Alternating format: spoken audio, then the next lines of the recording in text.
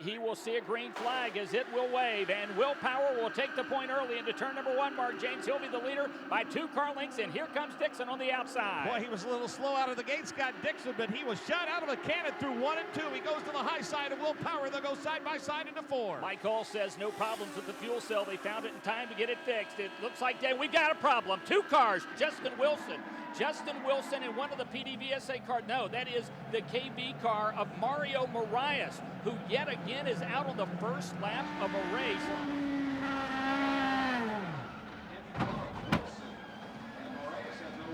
Slower car of Milka Duno comes into play now. Milka stays in the middle of the racetrack, and they have the splitter. She drifts up in front of Andretti and cuts him off. Marco loses all kinds of momentum. Here comes the target machine of Scott Dixon. He pulls by them both and grabs second place. Boy, that could have easily put both Marco Andretti and Milka Duno out of this race. Here comes Dario once again trying it on the low side. And he's getting by him this time. Marco had to lift a little bit off of 2, lost his momentum. Dario gets by him easy at this point. But I tell you what, Dario, the Ganassi cars are looking strong. There was a drag race between Tony Kanaan and Helio Castroneves, and Kanaan made contact with Castroneves. That car then made contact with Scott Dixon. I'm hearing at least the Dixon car appears to be okay, but they're assessing the issue with Castroneves right now, and Tim Cindric is talking with Castroneves on the radio to see if they have any kind of suspension damage. Right now, Castroneves, Dixon, and Kanaan all remain on track. Here goes Franchitti to the inside as he gets underneath Scott Dixon. Dixon and Franchitti. It's going to be Franchitti, the leader. Mark James off of 2. Dixon went wide at the exit of 4, opened the bottom of the racetrack, but now Dario opens the bottom of the racetrack in 3. Wow. Dixon, Franchitti, side by side through 4 with TK, the interested spectator. In turn 4, it's Sarah Fisher in the $67 General machine. Yep. Her day comes to a close, and she ends up into the turn 4 wall.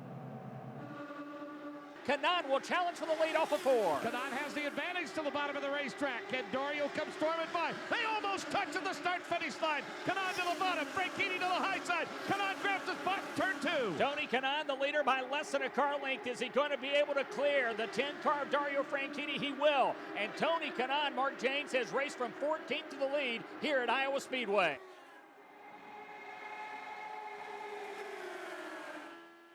Sato, who we have just been singing his praises throughout the day. His day will end here at Iowa the same way it did at Kansas, as Taku was running 3rd, and now his day is done.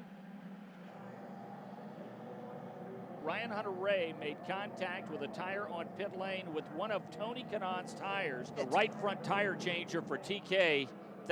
Let's hope he's all right. Yeah. Wow, that was close. That was about as close as it's going to get. Dario Franchitti will come to the line, completing 199 laps, and here comes Tony Kanaan. Kanaan now trying to make it interesting. Helio going to go back to the outside, Mark James, and he'll take back Dario's over the got lead. problems. Problems for Dario Franchitti in turn number 1. Dario Franchitti is dropping like a rock, and it looks like he may go below the yellow line. He's awfully slow to the bottom of the race course. It looks like big problems for the 10 machine of Dario Franchitti. TK sees the bottom side open up. They'll go 3 wide down the back straightaway with Marco Andretti to the high side. TK tries to get the lead.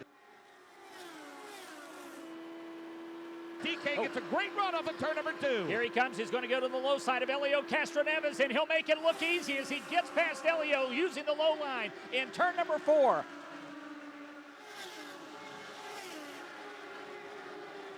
He's led over 100 laps here, Mike. No one more important than this one. Bring him home. For the first time in 2 years, Tony Kanaan has the 7-Eleven car back in victory lane in the IZOD IndyCar Series.